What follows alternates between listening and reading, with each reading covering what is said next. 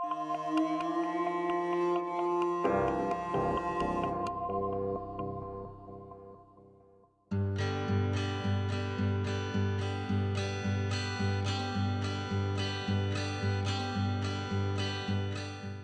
asked these guys to bring in some artifacts that they had, or to suggest some artifacts. What are some things that we could put in a case near this that would represent what was life like for you when you weren't actually flying or when you weren't actually fighting?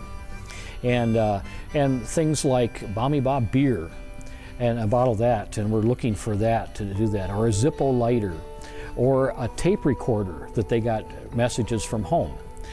Of course, they didn't have email or text messaging, and so they would, cassette tapes would go back and forth, and so we have a cassette tape recorder that somebody brought in. Somebody brought in their draft card, and what they called a welcome letter from the Department of Defense, which was just said, "Greetings, your draft number has come up, and we'll be welcoming you." The guys were telling me about that in their sea rations. One of the things that they just could not eat was the fruitcake that came in the sea rations. It came in a can. And so one of them brought in some fruitcake. This is still from 1968. And some things, patches for their units that they would bring in.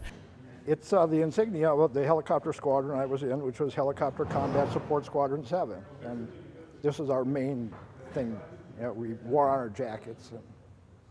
And we had one outside the squadron. You can see here that some of the fellows have brought in lots and lots of pictures because our memories fade on some things.